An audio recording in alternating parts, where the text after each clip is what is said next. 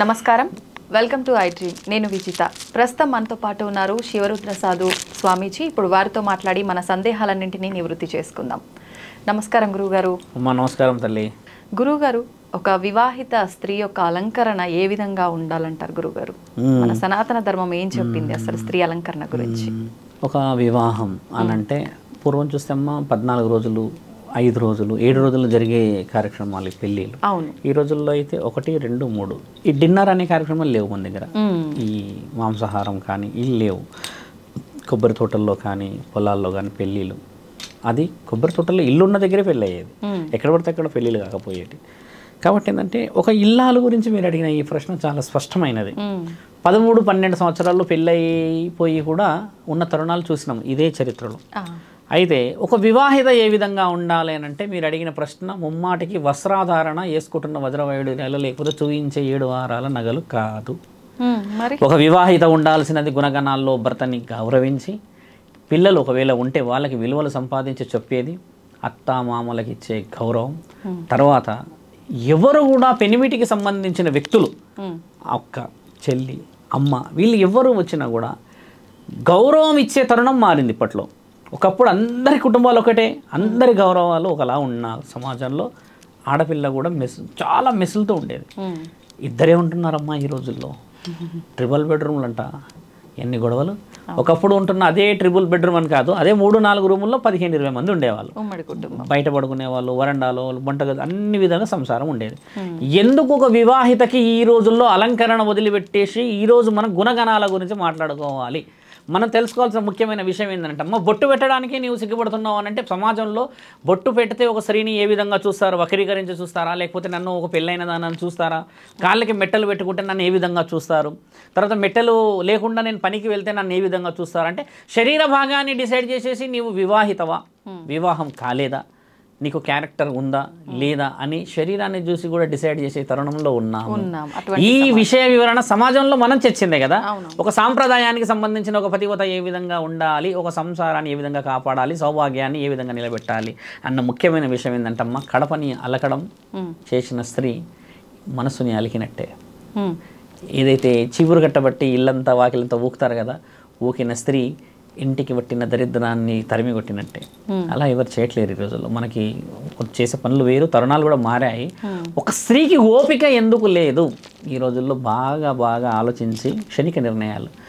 ఏం జరుగుతుందో తెలుసా అమ్మ? ఇక్కడ మీరు అడిగిన ఒక స్త్రీ ఏ విధంగా ఉండాలి అని అంటే, నోరు జారకుండా ఉండాలి ఈ రోజుల్లో. ముఖ్యంగా ఒకప్పుడు నోరు జారినా కూడా అమ్మ దాన్ని అందుకొని సరిదిద్దే తరుణాలు కనబడేటి.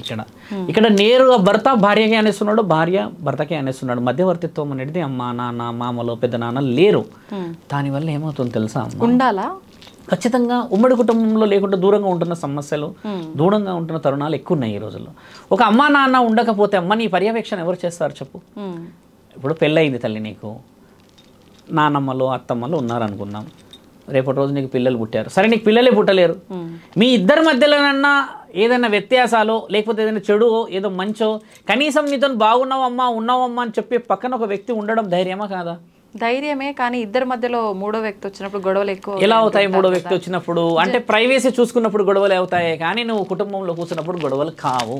ఎలా అవుతున్నాయి? ఆధునికత ప్రపంచంలో అమ్మ విద్యుత్ లేదు. ఒకప్పుడు ఇంతటి రవాణా సౌకర్యం లేదు, అసలు వెలుగే లేదు. ఒక ఊరు దాటితే ఇంకొక ఊరు దాటాలంటే ఉదయమే దాటాలి, లేదంటే పూటకుల్ల ఇల్లు అని ఆ సమయానికి అమ్మ మేము పలానా ఊరు నుంచి వచ్చామని అన్నాలు భోజనాలు పెడితే తినేసి నెక్స్ట్ డే లేసి వెళ్ళేవాళ్ళు. అది వాస్తవం కదా. మరి అలాంటి 25-30 మంది ఉంటున్న కుటుంబంలో లేని వ్యత్యాసాలు ఒక్క స్త్రీ, ఒక పురుషుడు ఎక్కువ అయితే ఇంట్లో ఎలా అవుతుంది? ఇన్సెక్యూరిటీ ఫీల్ అవుతున్నారు. వై?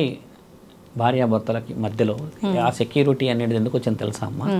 ఈవిడకి తెలియకుండా ఒక ఫైనాన్స్ డిస్కషను ఈయన చేయడం, ఈయనకి తెలియకుండా ఈమె చేయడం, సంథింగ్ ఏదో జరిగే ఎక్కువ శాతంగా జరుగుతున్నాయనే తరుణాలు. మళ్ళీ ఇంకోటి ఏంటంటే ఓపెన్నెస్ లేదు. ఓపెన్నెస్ లేకపోవడం వల్ల నా లైఫ్ నాది, నీ లైఫ్ నీది, నువ్వెంత చదివావు నేనంతే చదివాను, ఇవన్నీ విషయాలు వచ్చాయి కదా. ఈ రోజుల్లో ఒక భర్త ఒక భార్య దగ్గర ఉండాల్సింది, ఒక భర్త ఒక భార్య దగ్గర పెట్టుకోవాల్సిన విషయాలు ఏం తెలుసమ్మా? గోప్యత. నీ భర్త గురించి, నీ భార్య గురించి నువ్వు ఊరంతా చెప్పితే నేను ఎంత అసలు చాలా తక్కువ చేస్తారు తల్లి. నీ ఇంట్లోనే శత్రువులు ఉన్నారు నీ దగ్గర. ఇప్పుడు చూడమ్మా, భార్య ఎన్ని బరువులు మోస్తుందమ్మా? కడుపు మోసింది, 9 నెలలు గంటది, నరకంలో నుంచి బయటకు వచ్చేసి ఒక బిడ్డనిస్తే అలా ఎలా 3 నెలలకు వదిలేస్తావమ్మా ఆ బిడ్డ నీతో పాటు తల్లిని? ఏ సమాజంలో ఉన్నావమ్మా? ఆ భర్త ఎక్కడ పోవాలి, ఆ బిడ్డలు ఎక్కడ పోవాలి?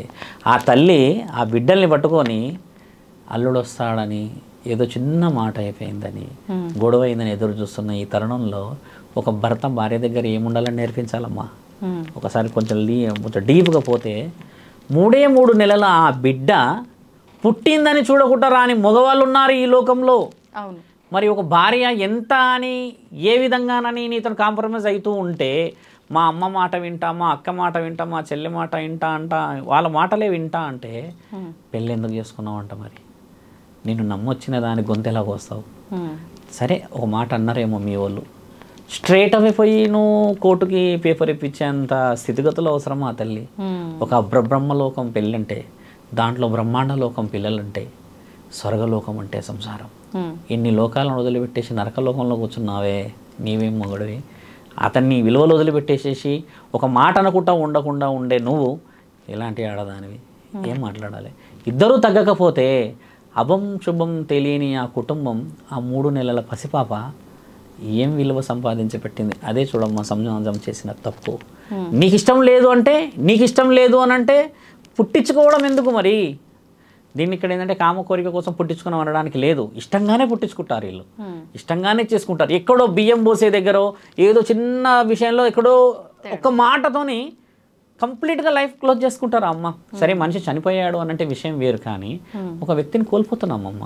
ఒక స్త్రీ ఎలా ఉండాలంటే అందరినీ కలుపుకుంటూ పోయే ఈ తరుణం వదిలిపెట్టేసేసి ప్రతిదానికి అమ్మగారింటికి చేరడం, ఏదైనా విషయ వివరణ వస్తే పంచాయతీలకు పోవడం.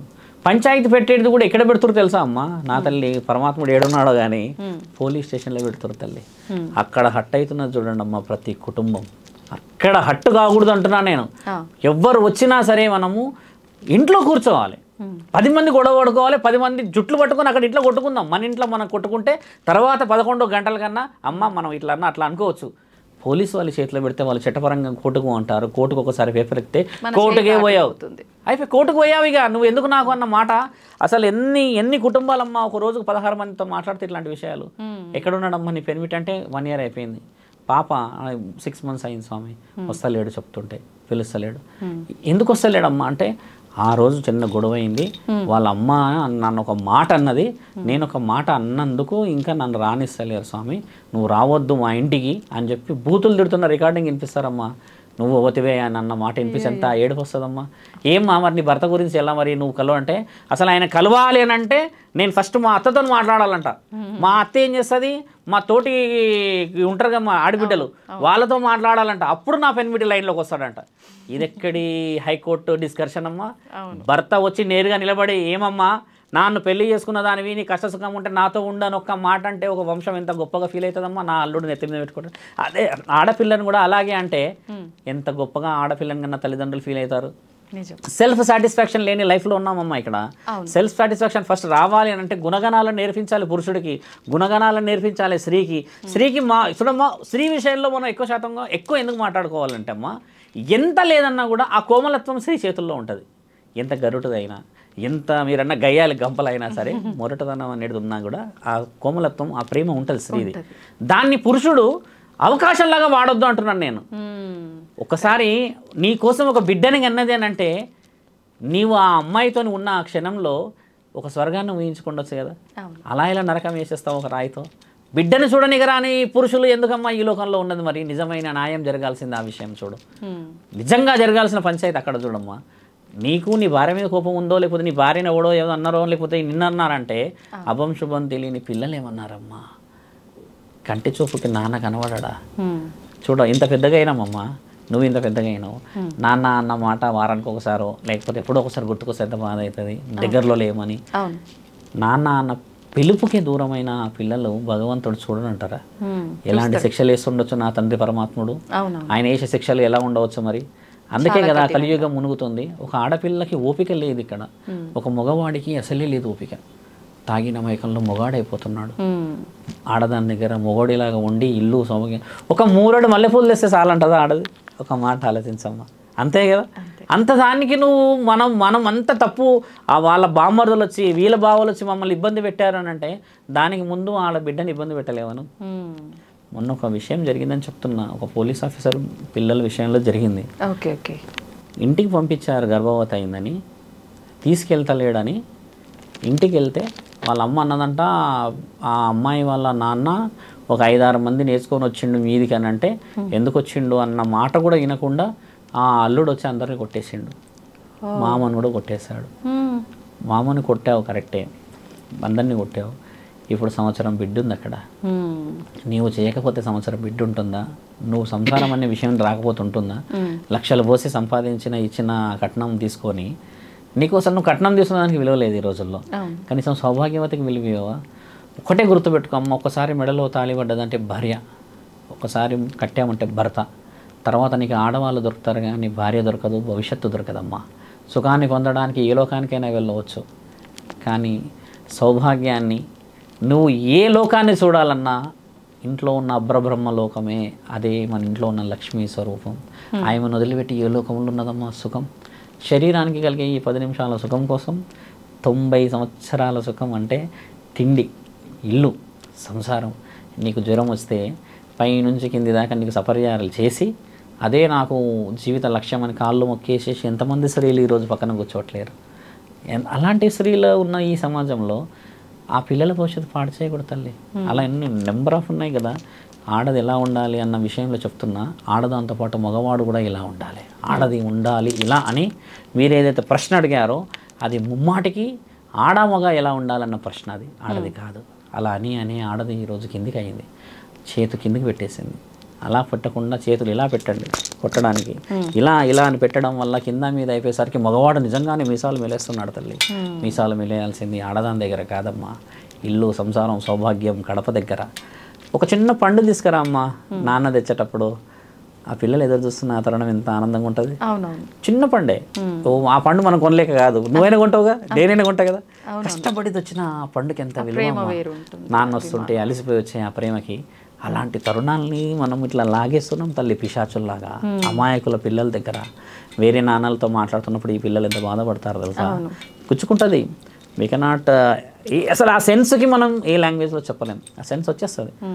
ఈ ఆడపిల్లలు, ఈ మగవాడు భార్యాభర్తలు చేస్తున్న నాశనం అమ్మ ఈ సమాజం. అలాగే ఈ సమాజంలో ఇప్పటికీ కొందరు లక్షల మంది అట్లనే ఉన్నారు తల్లి తెలుసా. నాన్న అన్న విషయానికి వస్తే కోట్ల కేసు ఉంది, అమ్మ అన్న అంటే కోట్ల కేసు ఉంది. కోట్ల కేసు ఏందమ్మా, కొట్లాడుకోవాలి. కోట్ల కేసు ఉండేసరికి ఏమైందంటే ఈయన దగ్గరకు వస్తే పోలీసు వాళ్ళు వస్తారు, ఆయన దగ్గరకు పోతే పోలీసు వాళ్ళు వస్తారు. పోలీసు వాళ్ళు ఏం చేస్తారు, వాళ్ళ డ్యూటీ కదా. సౌభాగ్యం కాపాడుకోవడానికి కావాల్సింది మనస్సాక్షి తల్లి. నేను అన్నది ముమ్మటికి మీకు అర్థమైంది అనుకుంటున్నా. ఇక్కడ స్త్రీ పురుషులు కాదు, సౌభాగ్యం అనేది ఇద్దరు కట్టుకుంటే జరిగింది కదా. ఇద్దరి అండర్స్టాండింగ్ బట్టే ఉంటుంది. మంచి విషయాలు తెలియజేస్తారు గురుగారు. నమస్తే. నమస్తే అమ్మా.